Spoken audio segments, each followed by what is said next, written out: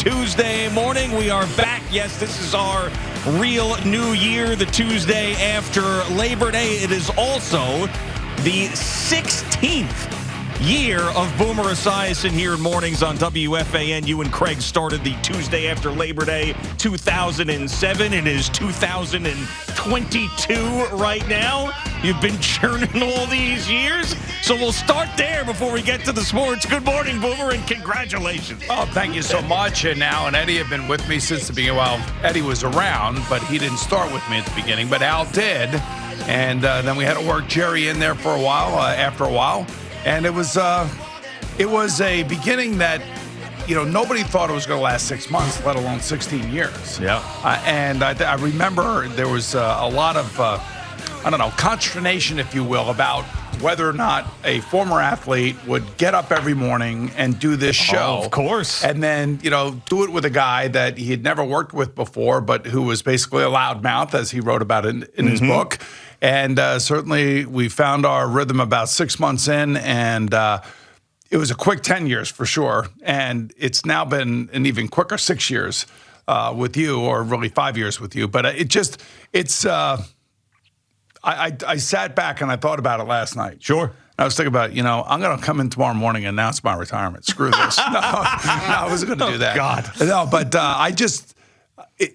it just flew by, and I remember when we first started, the Mets had a 7-game lead with 17 to go. Oh, that's right. And all Craig and I were talking about was the Met pitching. And then we all know how that turned out.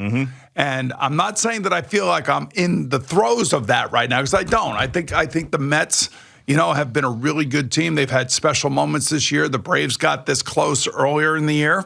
They pulled away again. Unfortunately, the Mets didn't get a chance to play yesterday and try to get a win and get some of the stink out of their, out of their mouths from losing 2 out of 3 to Washington. But nonetheless, 16 years, it's been great. It's been absolutely great. And every morning, getting up and doing this job, while it can be fatigue set in, but it's still great to be able to talk about the things first, if you will, the next morning after a lot has happened. Now, you and I have been gone for about 10 days, and a lot has happened in those 10 days. Right, exactly. Now, you came in here before we started the show, and you're throwing around the C word, collapse, with both of these teams. I was messing around. And I really hope you don't believe that. But, yes, a lot has happened, Yankees, Mets. And this is our, of course, best time of year. Some people say April when baseball starts, and you have like March Madness going on there, and you got the hockey and the basketball and all that. To me, it's September and October, because we have football, real football on Thursday night as well, and then we'll get the Jets and Giants after that. But it's really about the Mets and Yankees, and where, to me, the Yankees are more so than what the Mets have been doing, because this Yankee team is just completely dead. I don't care that they beat the Twins. They always beat the Twins. This team has got no life, no juice at Aaron Judge. Think about this. This team has played... No juice out of Aaron Judge? No, outside of Aaron Judge. Outside of Aaron Judge. Yes. Think about this. This guy is going to be, most likely, the first clean player to hit 60 home runs. And barely anybody talks about it because the team has been so bad. And that's been the bigger story. The bigger story has been the Yankees have completely fallen off the face of the earth, and despite what this guy is doing. This should be the biggest story in baseball. We fell in love with the whole McGwire, Sosa, Bond stuff, and I understand nobody had done it in years and years and years, but we found out that that was all fraudulent. This guy is doing it clean. He could hit over 60 home runs. He could break the Maris record. He would be the guy that we would look at to hold that record, and barely anybody talks about it except for a little graphic that pops up on the broadcast when he hits a home run. Well, and the other thing too is that when he hits home runs, he looks like Mark McGwire.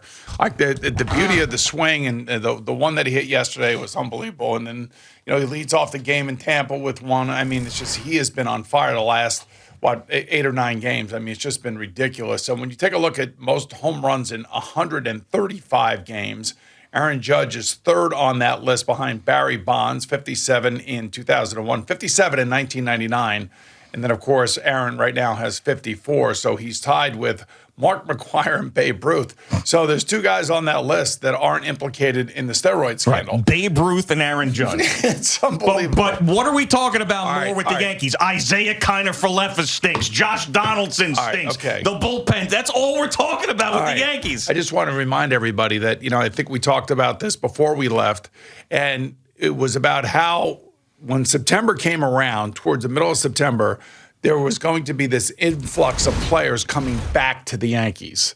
Yep. And that still is hanging out there. Like, they're going to get an influx of a lot of their injured players back. When you look at their injured list and the amount of money that they have on their injured list, I mean, then all of a sudden now comes into play the Stanton numbers, the Donaldson numbers, the Gleyber Torres numbers, the Aaron Hicks numbers, and you look at those four guys and you go, oh my God, this is why this team is not winning. But then again, you realize that they're missing Chapman, Britton, Severino, Chad Green, Benintendi now, Castro, actually, he's been back. Well, Miguel Castro we're talking about. Harrison Bader, Matt Carpenter, who was having a second life here. And he was one of the I would say, impetus for them being as good as they are. Look at how Rizzo's missing. I mean, they're missing basically a third of their team. So there is a reason why they are losing. And I know that when you lose and Donaldson doesn't run out of a double and gets thrown out at second base, I mean, it looks bad. And then, then the next thing, though, they show him at third base laughing. I mean, it's a disgrace. I mean, your team is losing and you're sitting there and getting thrown out at second base, and then the next thing you see, you're at third base and you're laughing. And this was a guy that was supposed to change who the Yankees were. He was going to be a catalyst with this offense. He's been nothing but a disappointment. I've said for 16 years, I'm not a Yankee fan, but I do respect certain players that play the game right, and that's why I've always been like everybody else around here, a Jeter fan and a Jeter supporter. Same thing for Aaron Judge. I think he plays the game the right way. He looks right. He plays it right. He's got the smile. He carries himself. Like, if I were a Yankee fan, that's the way I'd want my player to carry himself. This Josh Donaldson has had ups and downs all over the place, and he was brought here to solidify third base and add offense. And then if you're jacking around and you're getting the problems with the White Sox picture earlier in the year, and then now you get thrown out at second base, and then the next thing I see you laughing at third base, and I'm listening to the guys doing the game, Michael Kay and Cameron Maybin. Yeah, Maybin called him out. Yeah, and thank God somebody called him out. Right. I mean, because is Aaron Boone going to say No, he's not. See, here's the thing. Yeah. I hate doing this. But you're going to do it anyway. But I have to do it. Yeah. You know how they always say, this is what George would do. This is what George would do. Yeah. I bet you that if Billy Martin were the manager of the New York Yankees, that he would have pulled Donaldson off the field. Do you think that there's any manager in baseball right now, though, that would do it? Because that's the bigger question. We're talking 30, 40 years ago. I know. This is would Buck have done that? No. Yeah, I don't think anybody would have done it. Maybe 20 years ago he would have, but not now, because it's player empowerment. I mean, it's embarrassing. I mean, I don't even know if Aaron Boone's going to talk to him about it. Does he even talk to him about it? Aaron, remember, is probably close in age to Donaldson, and Donaldson, he's a little bit of a loopy guy anyway, and supposedly edgy, this is why he's always on these different teams. But that actually, watching the game yesterday, that pissed me off. Well, sure, it pissed off all Yankee fans too, especially with the year that he's having. I mean, he really hasn't warmed up to this fan base at all. I wish I had him in here. I'd say, look, Josh, you got to get your head out of your ass. You really do. You got to start playing. Sure. Like, the $23 million we're paying you, and you got to show up, and you got to be a leader. You can't be some sort of dipwad. Yeah, I got other words I could use, but it bothers me. It really, that kind of stuff bothers me because it looks bad, and Yankee fans deserve more. Like, they sell out almost every game. Sure, of course. I mean, a lot of people bought tickets to this time of the year when the Yankees were flying, and now they're showing up and watching a team that is crawling to the finish line. So I just gave you, F. Ross is on that list. He's working out. Meredith gave her injury update yesterday, and Michael Kay is, oh God, Yankee fans, don't worry about it. They're going to be okay. It's got all these injured guys. This is one of the reasons why this team looks like it does. I still think that, though, when you take a look at those four individual players that I talked about, those players haven't been carrying their load offensively. And IKF is making $4 million. He's here because they're trying to move money around, trying to save money, and trying to, have money available for Aaron Judge. That's why he is here in the first place. That's why they didn't go after Seager. That's why they didn't go after Correa. Yeah. That's why they didn't go after any of those guys. I know, but he represents the cheaper Yankees. Him being there. But if this team wasn't as banged up as it is, nobody would even be talking about it. Now, I know he's been starting the entire year. It's not like he's an injury replacement. But do you remember in the beginning of the year we were talking about, hey, he looks okay. He looks like he's going to be fine. Everybody looked okay in the beginning of the year. But it's 162 games, and there's going to be ups and downs, there's ebbs and flows, and I think – if you ask me, none of this matters until they get to October. But the problem is this team right here, and I know that they're going to get a little bit healthier, but this team right here is not winning in October. Not in the American League. The National League's tougher. Not with the guys that they have on the injured list. This team, even if they come back, you really believe that this team's going to turn back into the team that we saw in April, May, and June? There's no way. But all I know is that going through what they've gone through and how bad they've been since the All-Star break, the only thing that I can tell you is that it's all about October with them anyway. That's the one caveat that I would say. And the other thing too is, you got Stanton gets hurt again. This guy has had 1 year here and he's had one playoff run. Mm-hmm. That's it.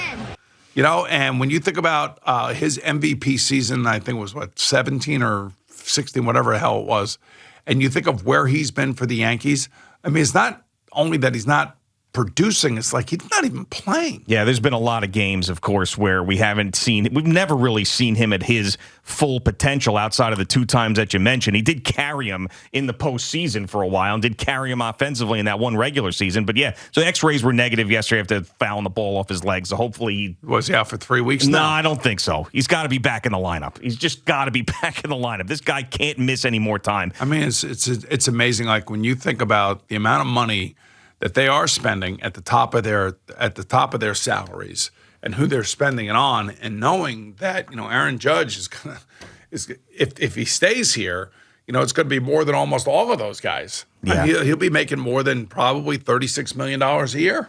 Yeah, and how this season ends up shouldn't have anything to do with keeping Aaron Judge or not. Like if you go and you win a World Series or you're out immediately, they still have to keep him. It doesn't mean anything, the result of this season. You cannot let him walk at any point. Whether it's the San Francisco Giants or Steve Cohen gets involved and pays him $50 million or whatever the hell it is, you cannot lose him. And Hal Steinbrenner has to know that, because that would be one of the worst business decisions that the Yankees have ever made in their history if they let him go.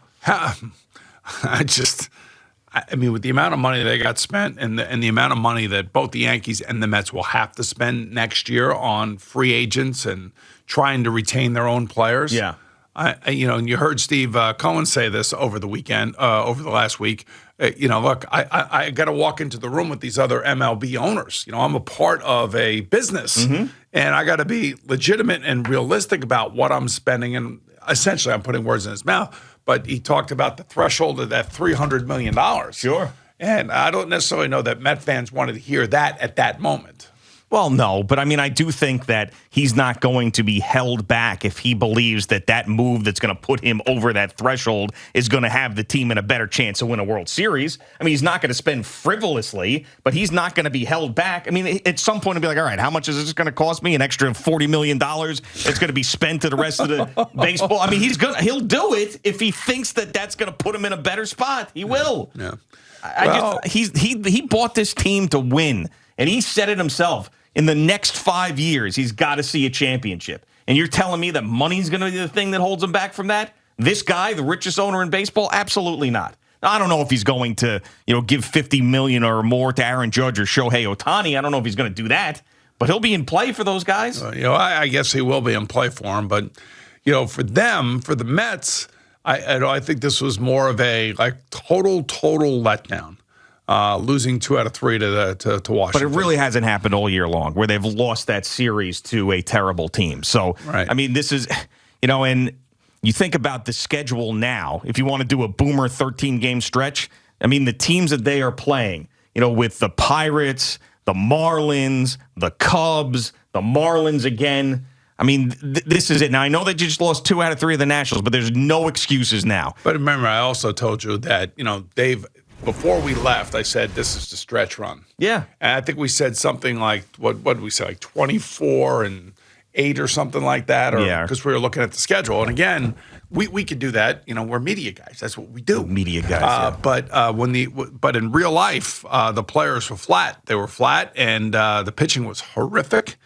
And, you have, Scherzer again taking himself out of the game. And, I'm uncomfortable. I'm like, oh, my God, Jesus, God, we're paying you $43 million and you're unfreaking comfortable. He's been great, though. Yeah, but, again, for these guys, for him and DeGrom, it really comes down to October. That's really what it comes down to. They're just trying to get to October. Well, I mean, they have to win the division. They have to be one of the 2 top seeds to get the bye through the wild card round. I mean, that has to happen. With this season that they're having, anything less than that is a humongous disappointment. They could still get to the World Series at a different route, but if the Braves overtake them, and there's still 1 series left with the Braves, by the way, in Atlanta later in September, so that's going to be unbelievable, the drama that we'll have for that. But I'm willing to let this one slide with the Nationals because of the way that they have played. I mean, this is by far the best regular season that I have seen ever from a Mets team. So that they're going to drop 2 out of 3 from the Nationals. Now, if they end up splitting with the Pirates or whatever it ends up being, or losing 2 out of 3 to the Pirates and then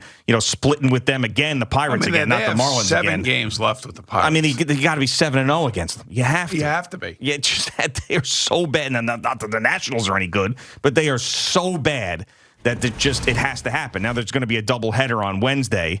And as Al has told you, 50%, it's always no, not 100%, it's always a split. That's right. Come on, Al. It's 100%. It's not always a split, Al. 100%. If you look at the Elias Sports Bureau, 100%. And if you look at the Pirates lineup and you look at their pitching staff, this is like a minor league team. Yeah, they are. No, they are. I mean, come on, man. Thank you for watching. Please like, comment, and subscribe. And don't forget to hit the red bell so you're notified when we have new content.